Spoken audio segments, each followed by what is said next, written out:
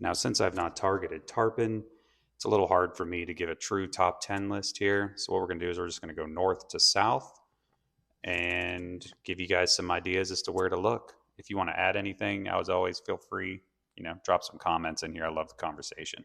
So we're going to start up north, Clearwater Pass. Now, I've been there and I've seen people pull in some nice tarpon in the pass. Really, really good area to fish in general. Easy access. Shore fishing options are actually quite good. And migration route does seem to fall right through there, especially in the passes, like I said.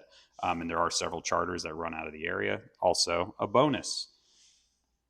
If you don't have a boat, you're a beginner, this is a good place to start because you can get shore access to these fish. So number 9, the Skyway Bridge. Everybody knows the Skyway. If you haven't, now you do. Massive bridge. Cuts across Tampa Bay, essentially cuts Minnesota area, connects over to St. Pete. Obviously, massive structure. There's always just an insane amount of bait fish there. Deep water is nearby. Grouper fishing also good there, P.S. And does hold migratory tarpon.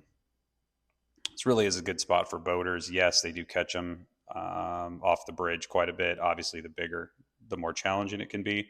But it is a good place, and there are plentiful fish moving through on a regular basis, especially this time of year. And obviously, I mean, there's charters galore between Manatee, Terracea, St. Pete, Tampa, that are all cruising out there looking for those fish. Egmont Pass is number 8. It is technically one of the major funnels leading out of Tampa Bay.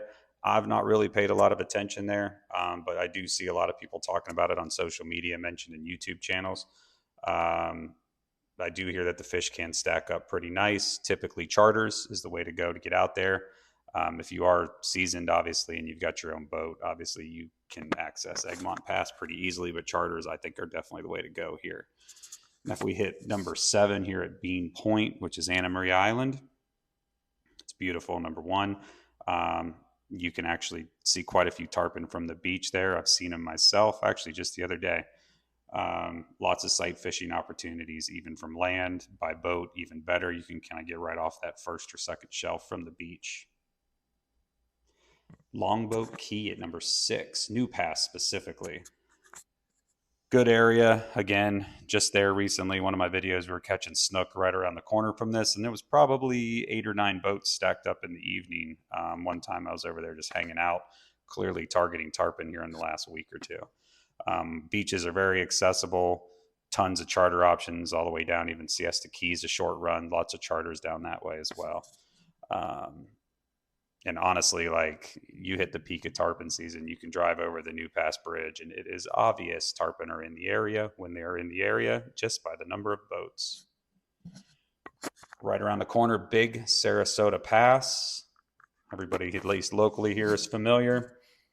Deep water, strong tidal flow, tons of crabs, right in the migration routes. The problem is shore access there is very challenging.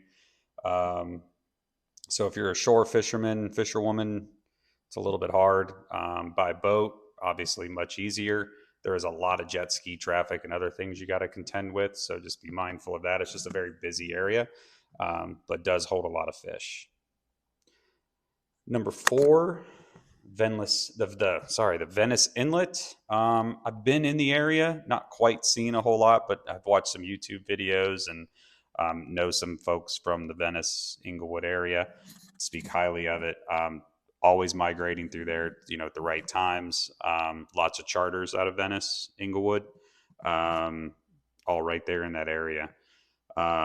Venice kind of has been known for large spawning class tarpon over the years. I don't think that's changed over the last few years, but 100 pounds plus there, pretty common. And like I said, guided trips.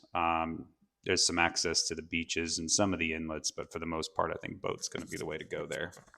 Englewood Beach is coming in at number 3. So I just mentioned Englewood, Venice in the same area. Englewood is going to be less crowded than Boca Grande, which we'll get to. The fish do travel close to shore over that way, so shore fishing can be good there. And yeah, it's all still part of that same migration route that's happening right now in the month of June. Um,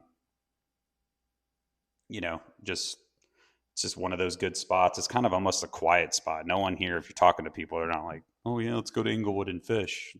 It's not really a thing. But there's plenty of fish there. Charlotte Harbor in the Pine Island Sound. So that's a good spot. I've only seen boats out that way during season. I've not really fished that area a whole lot. From what I understand, it is, quite a large tarpon population, even resident tarpon. Even backcountry opportunities up into some of the tributaries and things can be quite fun, I've heard. And sight fishing can be very fun there as well. Um, just a really good place for small boats, backcountry, fly fishing. Even I've seen a couple folks out there fly fishing. I'd seen a guy catch, I think it was a ladyfish the other day fly fishing, but yeah, I didn't see any tarpon caught, but definitely is a possibility there. So Boca Grande Pass is going to be really the number one choice in general. I know we went north to south, but I've seen Boca Grande Pass, and it's unbelievable the amount of boats that'll stack up there. It is often called the tarpon capital of the world. It's obvious reason why. It's not for the faint of heart. A lot of tempers get tested out on the water there, especially during peak season. And you're in a shipping pass as well there, right? You're in the shipping lane. So that always gets a little challenging. FWC is always out there. Just got to really pay attention, really be smart. Don't drink. Just, be mindful, be respectful. The amount of fish is just insane. Tons of charter captains running boats out that way. It's like almost full time right now for a lot of those guys down there. Like I said, it can get crowded. So just be aware, be mindful. Even if you got a boat, it might be best to just pay a pro, to be honest with you. It's not uncommon to literally see 50, 70, 80, 100 boats stacked up out there looking for fish. And when they find them, good Lord, watch out. So that's really the top 10 areas, in terms of fish movement, fish migration.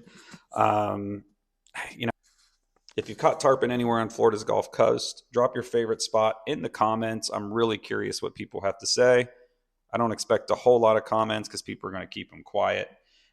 If you're planning your first tarpon trip, I'd be curious to know where you're headed. I might know somebody that I might be able to hook you up with if you're kind of looking to book a charter or professional or something like that. So don't rely on me to help you try to catch tarpon, but I surely would go along for the ride. But until then, hopefully you guys get onto some tarpon. Hopefully this information was somewhat helpful. And until next time, tight lines.